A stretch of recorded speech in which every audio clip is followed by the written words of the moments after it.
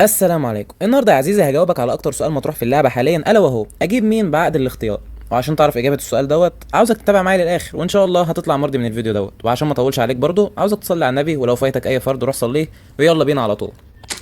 دلوقتي عشان نحدد تجيب مين ومين الاحسن اصلا انك تصرف عليه العقد، عاوزين نحدد اصلا مين توبات الباكج.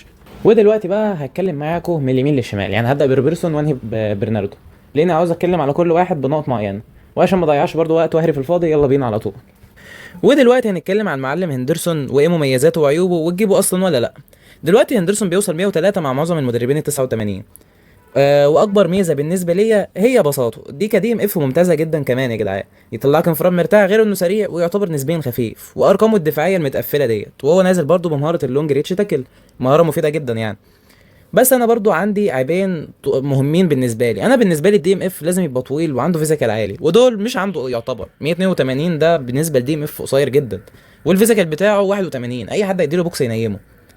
فديت الفكره. وبرضو مع ان مميزاته كتيره جدا، بس انا برضو هقول لك ايه، ما تجيبوش ليه. انت لسه مستلم يا عم رايكارد اللي هو يعتبر زيه، وانا شايفه احسن كمان لانه كدي ام اف هي بنيه دي ام اف، فاهم الفكره. وبرضه هتلاقي معاك رودري او تشاوميني بعد الاختيار اللي انت كنت جايبه. حتى لو مش معاك برضه ما تجيبوش، هتضيع عليه العقد على اللاعب هو اصلا عندك. يعني انت عاوز تجيب الفرقه كلها انكر مان ولا ايه؟ مش فاهم. فنصيحتي ما تجيبوش، وعشان كده هو معانا في المركز الرابع. ودلوقتي هتكلم على المعلم ماركينيوس بيوصل 103 مع اي مدرب 88. هديله شات داون لان الشات داون بتزود في السبيد، لان ده اهم نقطه اصلا بالنسبه للدفاع عليه. عندك ماركينيوس مميزاته هو كله عباره عن مميزات الا عيب واحده، الا هي السرعه. هو تنين في الملعب يا جدعان كارقام دفاعيه، مش هنكر حاجه زي ديت. بس هو برضه بطيء، خلينا واقعيين. ده دلوقتي اهم حاجه بالنسبه للمدافع انه يكون سريع، وهو انت مهما قللت في ارقامه وعملت ايه هيفضل بطيء. انا عاوز بس عشان تتخيل فكره السرعه، كانافارو سرعته 90، متخيل الفرق؟ هتقول لي انت بتقارن 106 ب 103. فان دايك اللي هو بتاع نجوم دوري الابطال القديم سرعته 86، فبرضه فان دايك سريع، فاهم؟ لانه اطول. فانا بتكلم في الحته ماركينيوس بطيء فما تجيبوش، هيقرفك ممكن يبقى جامد اول اسبوع او اول اسبوعين، بس اول لما يبلع النيرف بتاعه ويبقى بطاقاته بقى في ارض الملعب بجد هيبقى بطيء موت. ودلوقتي جه وقت توبات الباكج. ايوه زي ما سمعتني، توبات الباكج هو روبرتسون وبرناردو سيلفا، وانا الاثنين مديهم واحد، مش هحط اتنين في التقسيمه دي. استنى هديله بوستر الشات داون بعدين نتكلم. فين اهو. دلوقتي يا جدعان بجد انا عاوز حد يجاوبني، هات لي ظهير هجومي متكامل هجوميا زي روبرتسون كده، وعالي في ارقام الدفاعيه بجد. هات لي واحد كده، غير سرعته والاستامينا 100 اللي هتقعده الشوطين كاملين. يا جدعان لا يقارن بجد، اصلا ما فيش اظهره في اللعبه، يعني ما فيش غير نونو مندش ده لو معاك. ومين حرفيا هو نونو مندش ومين. ما فيش اظهره كتير في اللعبه غير لو انت بقى معاك كوستا كورتا، وبرده مش هيبقى معاك حد من الناحيه التانية. فهو روبرتسون طالما انت معكش ظهير قوي او ايبك هات روبرتسون، ما فيهاش كلام.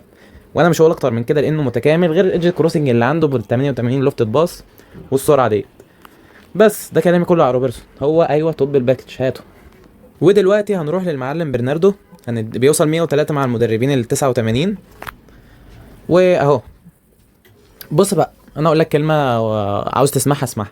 عاوز تشوف انت هتجيب برناردو ولا لا، شوف عندك اي ام اف ولا لا، مش جناح، فاهم الفكره؟ معاه فيجينري باص، غير ان انت اصلا هو بطيء في التطويره على الجناح. يعني مفيش جناح سرعته 86، هات لي جناح 86 اصلا حد بيلعب بيه في اللعبه غير الحسابات الجديده. وانت هتعمل كده مع احترامي، الاي ام اف اهو، هو كده دي التطويره المثاليه ليه. وغير ان انت ممكن تلعب في طاقاته كتير. يعني بص انا هقلل له نقطتين هنا، ما فرقتش 99 من 97 عموما في الدريبل، وتدوم له في الفينش اهو، بقى مقفلهم كلهم، بقى متكامل. اي نعم فينش ما عادش مش اللي هو الواو اللي تشوط بيه من بعيد تضمن جون، بس احسن من 77، فاهم الفكره؟ وعنده بقى سرعه وتسارع، والسرعه 85 ده واو على اي ام اف على فكره. ده جريزمان اللي معايا اللي هو ال 105 سرعته 86 تقريبا. وعندك البالانس بقى والدريبل وعي فينش كيرل، فهو ده توبات الباكج زي ما قلت لك. واستنى نرجع بقى للعبه واقول لك الملخص. ودلوقتي رجعنا اهو، عندنا بقى الملخص السريع. هندرسون ده بالنسبه لي رقم 4 في الباكج، ما تجيبوش الا بقى لو انت معكش غير رايكارد في الاكونت، ممكن تبدا تفكر. مع ان بيني وبينك انا مش هشيل رايكارد من تشكيله، لانه كده ايه استامنا عاليه، مش هضيع تبديل عليه، وفي نفس الوقت ايبك يعني سهمه مش هيكون واقع. دي نقطه. المركز الثالث ماركينيوس. ودلوقتي وصلنا للمركز الاول يا عزيزي اللي هو روبرتسون وبرناردو سيلفا. هحاول بقى اقلل لك الحيره اللي انت هتحتارها بقى فين المركزين دول، لان الاثنين دول انا قلت لك ايه ان هم اول واول. هتفتح التشكيله بتاعتك، هنتكلم في حاله ان انت عندك اي ام اف وما عندكش ال بي، تجيب روبرتسون. عندك ال بي وما عندكش ام اف، هات برناردو على طول. في بقى في ناس مش هيكون معاها ولا دوت ولا دوت، اكيد هتحتار بقى موت، اجيب دوت ولا اجيب الاي ام اف. هات روبرتسون وش. ليه؟ الاظهره في اللعبه بتنزل قليل جدا جدا جدا، انما مثلا الاي ام اف كتير. يعني مثلا اخر باكج دوري ابطال نزل لك فيه بلينجهام، فيرمين، هيسند الدنيا لحد ما تجيب ايبك. وعندك برضو الباكج الاخير دوت بتاع نجوم الاسبوع فريان شركي. وغير ان هو مثلا لو ظبطت معاك في ام افات بينزل ام افات كتير موت، فهو انت ما تضيعش العقد لو انت عندك نقص في الاثنين. لو انت بقى معاك الاثنين اعتقد انت مش مستنيني اجاوبك، اجيب بقى اللي انت بتحبه، فاهم؟ وبس. دي تكون نهايه حلقتنا النهارده، واتمنى اكون فدتك. متنساش بقى تحط اللايك والسبسكرايب وتفعل زر الاشعارات عشان يوصلك كل جديد. سلام.